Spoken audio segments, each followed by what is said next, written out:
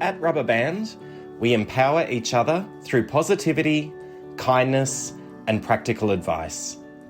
Join a community of thousands of peers who understand the unique challenges you face. Rubberband. Company agnostic, low ego, high empathy, always supportive. Welcome to the Rubberband podcast, the show where we connect people across the recruitment industry, share their unique stories, and spotlight the technology shaping the way we work. I'm your host for today, Martin Hill, and I'm really looking forward to taking you through this episode. At Rubberband, we believe recruitment is more than transactions. It's about community, innovation, and the people behind the placements. Across this series, we'll unpack the journeys of recruiters, entrepreneurs, and tech founders, learning what drives them and how they're shaping the future of work. Before we begin, I'd like to acknowledge the traditional owners of the land in which we meet today, pay my respects to elders past and present, and extend that respect to all Aboriginal and Torres Strait Islander peoples listening today. We're joined by Chris Antartis, Director of Rebel Recruitment. Chris has built a career across some of the industry's most recognised brands from Hayes, Mars Recruitment and Locum Life before stepping out to establish Rebel Recruitment in 2023. His background spans temporary, permanent and fixed-term placements with a strong focus on healthcare and allied health recruitment. Rebel Recruitment is on a mission to challenge the traditional model, building a culture-first, values-driven agency that combines deep industry expertise with technology to deliver best outcomes for clients and candidates. In our chat today, we'll explore Chris's journey into recruitment, the lessons he's learned from the front line of healthcare hiring, and how Rebel is carving out its own space in a market under pressure, but full of opportunity. Welcome. Thank you. Appreciate it. How are you today? I'm good, mate. I'm good. Yeah, just super busy as as we just talked about. But no, it's going really well. Closer to Friday too, which is even better. So yeah, going really well. Right, on the home stretch now. So excuse me if you have any interruptions from a little baby in the background. She's suddenly woken up and wanting a bit of attention. So I'll try to balance that as best as I can on the podcast. Otherwise, we'll have an extra host today. Yeah, bring her in. Bring her in. So generally under the format of the Rubberband podcast, we like to go back into the origins and your journey into the world of recruitment. So, circling back to how it all began, sort of talk me through how you got into recruitment and how you sort of got your start with some of those big agencies like Hayes and Mars before getting into where you are today. Yeah, for sure. No, it's been a journey. So basically, the way I got into recruitment, like pretty much everyone, they kind of just fall into it, right? So before I got into recruitment, I was actually door knocking. I was selling charities and walking around the streets of Perth to knock on businesses' doors to get into the there she is. That's a distraction, isn't it? Oh, how gorgeous. Yeah, so I was basically did door knocking for 6 months. So prior to door knocking, I was traveling for 3 years with my partner. Me and her went to South America in 2016. We bought a one-way ticket, went to Rio de Janeiro for the Olympics at that time. And we just basically traveled through South America for 6 months, got to the US, traveled around there as well. New York City and Hawaii are very expensive places, so cut into the budget quite deeply. And we had a working visa for Canada. So we had a working visa for Canada to activate. My wife's sister, or my fiance's sister at the time, she was living in Toronto. And we moved in with her for a couple of years, and we got jobs in Toronto, lived there for 2 years, and we came back to Perth, but prior to Perth, we went through Southeast Asia, traveled for 4 months around Southeast Asia, and got back to Perth, found a door knocking job. I didn't know it was a door knocking job. I just applied for an advert on Seek that sounded really good, and it was actually door knocking. And I actually really enjoyed it. It was a really good way to firstly learn about sales, really speak to a lot of people, and really figure out how to match and mirror yourself with different business owners, with different receptionists, and trying to work out how to sell to people on the spot. Definitely taught me a lot of resilience, and I really just dove into it deep. It was late 2019 when I did it, and then it was probably around early 2020. I think that's when COVID started to become a bit of a thing, and door knocking is not the most suitable job in the COVID time. So we all lost our jobs, and I was playing football at the time as well. So I was playing footy at Bell Footy Club, and I just talking to a friend of mine there, and he was a recruiter, and I said to him, do you have any jobs? As we, as every recruiter gets that question, do you have any jobs? And he said to me, no, I'm a tech recruiter. I was like, I don't know what that means. What does a tech recruiter mean? And he goes, well, I recruit for tech. But he's like, if you are looking for a job, what are you looking for? And I said, well, I really like talking to people. I really like working with people. Selling products to me, though, was always a bit an issue. I never really had a passion for a product to sell. And he said, well, mate, you'd be great at recruitment because, all you're doing is just talking to people and finding people jobs. And I said, okay, well, where should I go? He's like, you should apply for some of the big four, the Hayes, the Michael Pages and things like that. So I applied for all those roles. And yeah, I was lucky enough to get an interview at Hayes. And I had about two or three, I think it was like a 2 or 3 interview process at Hayes and started working there. And that was in September 2020. So my desk was a manufacturing desk. It was all Perth manufacturing, so nothing mining. So basically, it was one of the toughest tests you could probably get in Perth. Every mechanical fitter and boilermaker and diesel mechanic wants to be up in the mine. So I was trying to really pitch different things to different trades, and I found a bit of a niche in machine operating as well. So it was actually pretty all right in. And then I wanted a bit of a change of scenery from Hayes, and a rec to rec. I reached out, so I worked with them, and they put me forward to Mars Recruitment, where I got into allied health recruitment. And yeah, that's where I definitely found myself and found my group as more of a perm recruiter instead of a temp recruiter. Definitely more my style. And yeah, just like hit the ground running. Really loved allied health from the moment I did it. I don't know what it was. It's just more about, I think, with allied health recruitment and in different industries obviously have different things, but allied health is more than just a salary. You can sell on different things such as location and other benefits within the market. And for me, it was really person centric with that because I find out about the person, what they're looking for, what their lifestyle is, and then really going deeper with that. And then yeah, by the end of the 2022, I kind of knew I wanted to start my own thing. My wife was pregnant, and we had the opportunity to kind of start a business while she can do the admin side of things and I could do all the recruitment stuff. And that's probably the biggest roadblock for people starting their own business in recruitment because they don't have the admin. They've only got the recruitment, but then they have to format resumes and they have to send invoices, and it becomes a bit of a process when you're doing all that when all you know how to do is recruitment.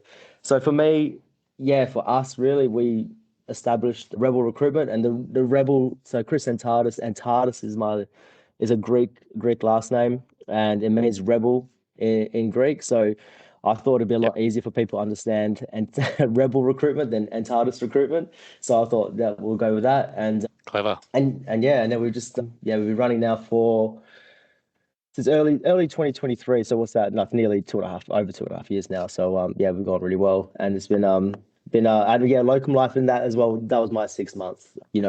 I had a contractor role there, so I just worked there for 6 months, and then I could launch into allied health again. Yeah, great journey. Yeah. And it's great to have that admin support, especially on the back end, to be able to sort of deliver those invoices and then sort of allow you to sort of free up and do what you do best and recruit and BD and knock on Absolutely. those doors. And yeah, it's amazing how many people just seem to fall into the industry. As much as we try and sort of educate people, that's a great industry to work in. It takes a bit of time, I think, to sort of build that.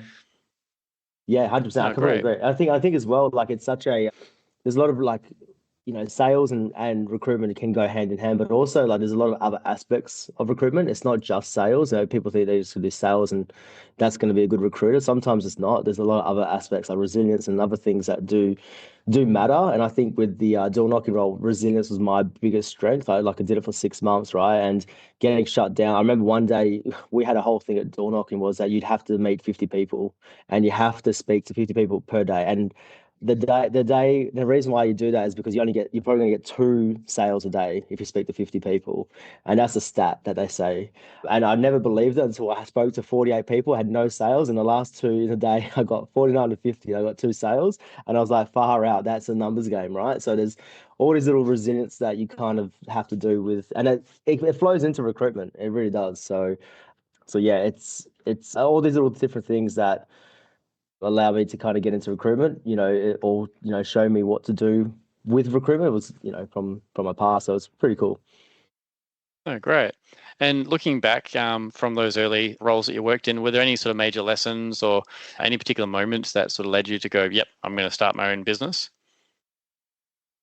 Yeah, for sure. I think the I think the truth of it was more, it's probably more of my how I am as a person, as an employee. I probably just never really suited the model of being an employee. I did, and I think with Mars was probably the best realization of that.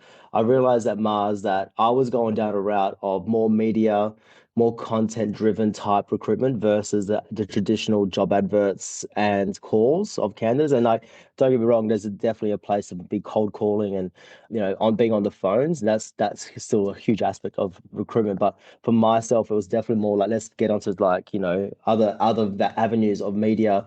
And Rebel Recruitment is a media driven content to commerce type recruitment place. We don't post adverts and Seek. We should be, but like we find it to be more successful via social media and speaking to people like that. So that's probably where I was pivoting towards, and my managers and my boss was definitely probably more on the traditional aspect. And I just thought to myself, well, like, what do I want to do as a recruiter? What do I believe in? Do I want to just sit here and just post adverts and call people, or do I want to make a difference? And I think to me, I was like, I want to make a difference and give this a crack. And like I said, my wife was pregnant in late 2022. And we were about to have, we knew we were gonna have a baby, and we thought, well, if my wife's gonna be on mat leave and she can help me out with the admin stuff, then I can really just drive the recruitment stuff. So it was really a two-way thing because I don't know if that was the case, I would have done it. It was definitely more her skill sets are definitely an admin and all of the behind the scenes work with a recruitment agency, and my strengths are the front end. So yeah, if she was if she wasn't pregnant with our baby, we might not have never done this, but we did. And yeah, I think to answer the question, I'm sorry, I've gone a bit in circles, but to answer the question, no, I think with when I was at Hayes and then Mars, I think I realized that probably I'm better off on my own and doing what I think is best for myself, and just seeing what happens. And I had to give it a shot at that point. And yeah, it's definitely the best decision I've ever done. Yeah, great. You hear from many in the industry that taking that first step on your own is often the hardest part. Suddenly, not just recruiting, you're managing payroll, finance, marketing, back end systems, and spinning all the plates at once. And it can be quite a steep learning curve and a big leap. And from what I've seen from your RCSA events and LinkedIn through your personal marketing, you've managed to do things differently and clearly enjoy it. So I've been looking forward to our catch up and diving deeper into your journey with Rebel Recruitment. Yeah, with the marketing piece, it's hard, right? Because nowadays there is a lot of like online presence for a lot of recruiters, and I think it's very important for recruiters to have that online presence and to showcase themselves. But just as much as important is to be in person. I think that's like we've met at RCSA events and other things, and I go to a lot of allied health events as well. And I think that's the biggest thing. You can be as much you have such a strong presence in marketing online, but being in person as well is the biggest selling point, right? And I think that's what I've always been good at, and I think that came back from doing the what do you call it, the door knocking. So there's a lot of expos and things like that go around in the allied health market, and I like to when I go to an expo, there's like 150 to 200 different companies in this one in the convention center. So for me, it was just like door knocking again. I'm just like basically walking up to different, businesses and having a conversation with. And and I didn't realize until I started going to these different events, I was like, oh, this is actually my strength. Like this is what I'm really good at. And yeah, so then you have that marketing presence and you have the online presence. So you kind of trying to fit the both in. And obviously Rebel Recruitment doesn't sit well. Like it's not supposed to be kind of blended in with all the other agencies that are out there. Most healthcare recruitment agencies are quite bright colors and, quite elegant in that kind of sense. We try to be a bit more, I guess, like Rebel Recruitment. We try to stick to what we are. We are a bit more on the moodier side of that kind of marketing, and trying to have a bit more of a different presence, which I think is interesting for most clients as well and candidates too. And fast forward to the industry that you're working in today in the healthcare sector. So obviously healthcare is one of those very competitive, talent short industries. How have you gone about navigating the challenges with Rebel? Yeah, that's a good question. I think well, I've always started in a candidate short market anyway. So we had to like, do a lot of reverse marketing as a selling point. Trying to find the candidates before we can speak to clients is always a big thing. And I guess navigating it is probably like just keeping our I guess like lowering the expectations to our clients as well and to businesses. We're not going to sit there and say we're going to fill 100 candidates or 100 seats in a week or anything like that. We have the expectations with them and they understand that. So I think yeah, it's always a bit of a challenge, but I don't really. I mean, because it's always what I've always known. I've never really had to really consider anything different. So I've just kind of just done what I've always done in the industry and work around it. And I think as well, there's always going to be markets that are going to be candidate short. Sometimes the market gets a bit better at certain times as well. You just kind of go through the waves. Oh, great.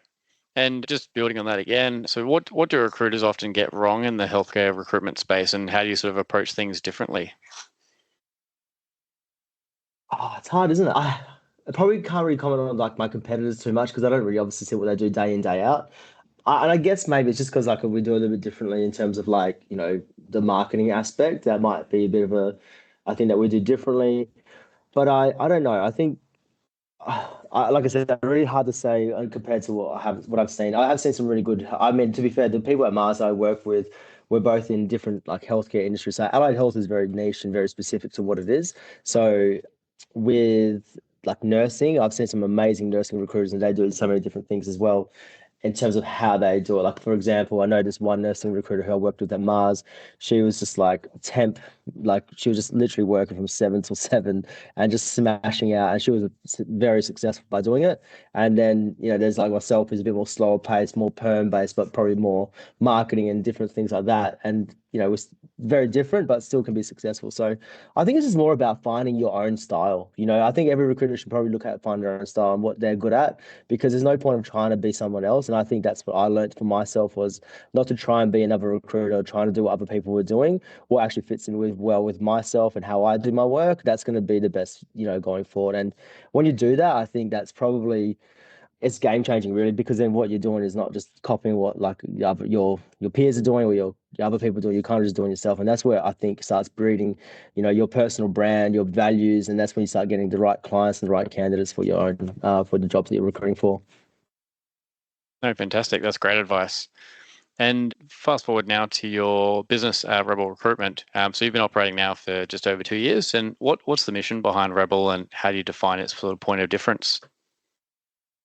Yeah, like I've said, it's definitely probably more of a content to commerce business. I think I've grown this. At the start, I don't know what the the difference was. I think every recruitment agency says they're different, and then you start working in it, and you don't really know what you're doing, and you kind of figure out what the difference is. But our difference is definitely the relationships that we like. One of my mottos is that we connect good people with great companies. Like we want to work with the best of the best, and that's because we feel like we are the best of the best. So what we try and do is align ourselves with great organizations and to find work with great organizations. You want to work with great candidates and great professionals that want new jobs, and then you have those relationships built with these type of organizations, and you just keeps growing and growing.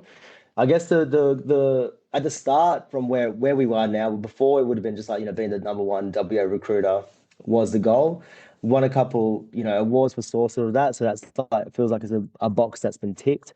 And now it's more about, spreading what we've done in WA across Australia and growing a business where it's not just, all these different recruit. I think we're trying to scale the business in a different way compared to other agencies. We don't want to be a recruitment heavy driven business. We want to be probably more lean on that sense, and me doing more of the client facing type work. But at the same time, I think the goal really is for us is to just, replicate what we've done in WA on all the other states and continue the content to commerce, the led type work, media driven, and yeah, grow that front as much as possible.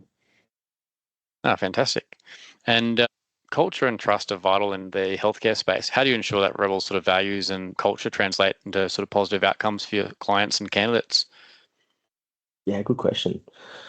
Culture. I'd say with culture, like it's such a it's such a word that gets thrown out there, doesn't it? Culture, and what it means is so different to every company. So for me, it's really about knowing exactly everything about the business, and that goes from like the job description to the team that they've got to how their retention has been over the last few years, to meeting them in person, to seeing their office space. There's all these different intricacies that I think matter.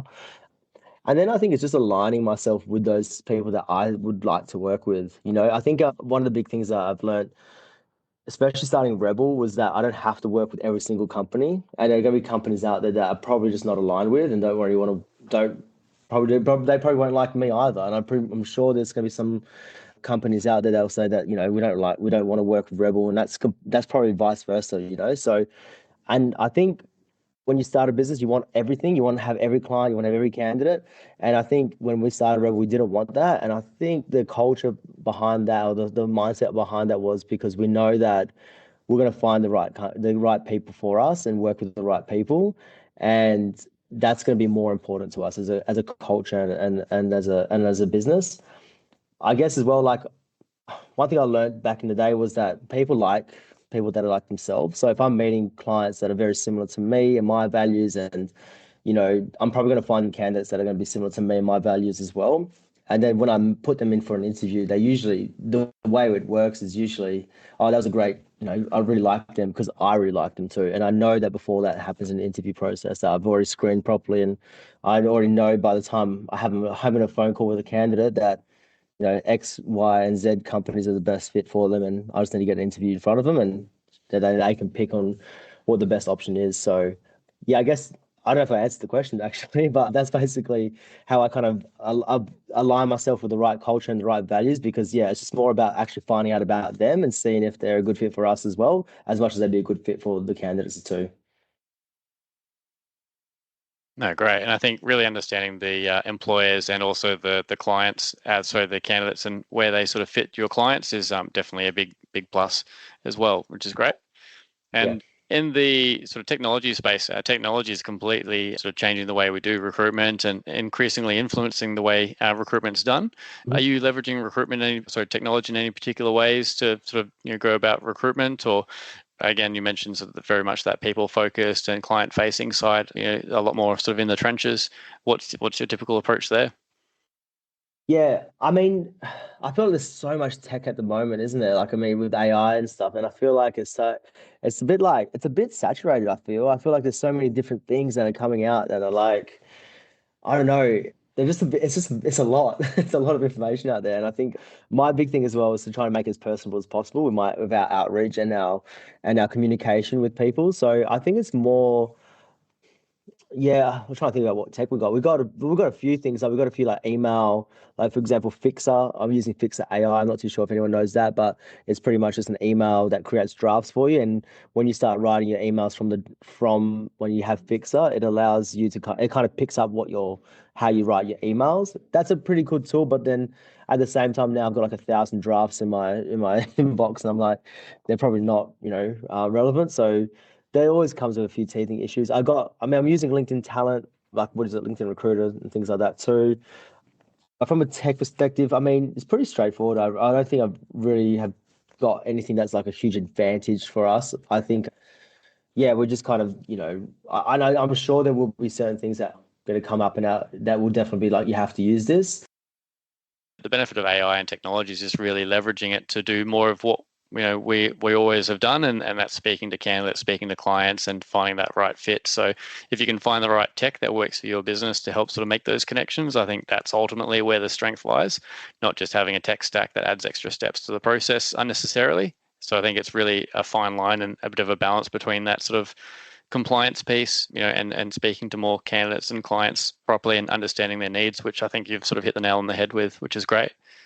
Yeah, you're probably right, because that's probably why I don't really use that much, because it's more for like our admin team where we have the formatting resumes and the invoicing and all those other things. So we definitely have tools for that type of work. But like I'd probably steer away from that. Like I said, my wife is also the business partner of Rebel. She's the one that kind of runs those processes. So yeah, I guess we have that tech stacked in a way to make our lives a bit easier for the admin roles. But yeah, I guess from a recruitment, I still want that personal touch. I really like talking to people. I know that sounds, even though 3 years nearly in the business, and I still like to have my fingerprints talking to clients, talking to candidates, because I feel like that's where my strength is as a recruiter. Like I really enjoy that. So, and I'm sure there'll be a time where maybe things can get automated and, messages start getting, released out to everyone. But at this time of day, I think we're pretty happy to keep it the way it is at the moment.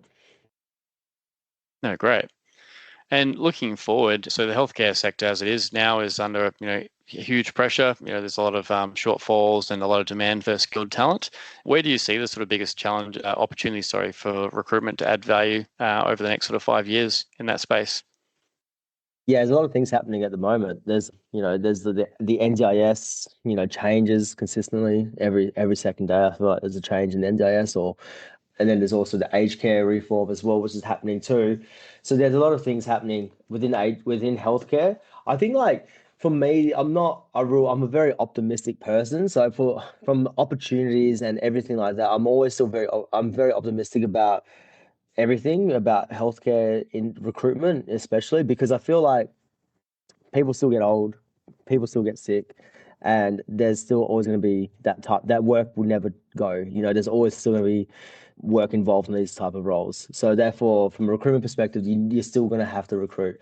In healthcare, especially in allied health, it's female dominated, right? So there's a lot of people who are off on mat leave. That means there's roles, coming up and consistently changing. I mean, I remember I had a chat with one of my clients over last year for lunch at the end of the year, and he said, "Look, next year we're going to be pretty okay for recruitment because we've hired all our everyone and we're okay." And then, yeah, within like the first 3 months of the year, he had like 10 of his team gone on mat leave for the rest. So, this is what I mean. It changes so often. So, and I think as well, like, from my perspective of how the healthcare industry is probably not really like how it really actually is going to go. It's probably my perspective of it is that, as long as I'm optimistic and as long as I feel like, we're doing the right things and making those right relationships and connections, then, there's going to be work there always and consistently. So, or hopefully anyway. So I'm just kind of been more on that train, and good markets, bad markets, whatever happens, right? I think there's always going to be something that's going to be out there for us, and whatever that is, we'll be able to do it. So that's the kind of line I'm going down. Nice, great approach and great mindset there, and especially that the future of healthcare is always going to be a demand for, and I don't see that getting automated anytime soon. Yeah, it's hard, isn't it? It's hard to get nurses to come into robotic nurses. Maybe I don't know what the future looks like, but yeah, it's always going to be an industry. I think it's like it's hard to see.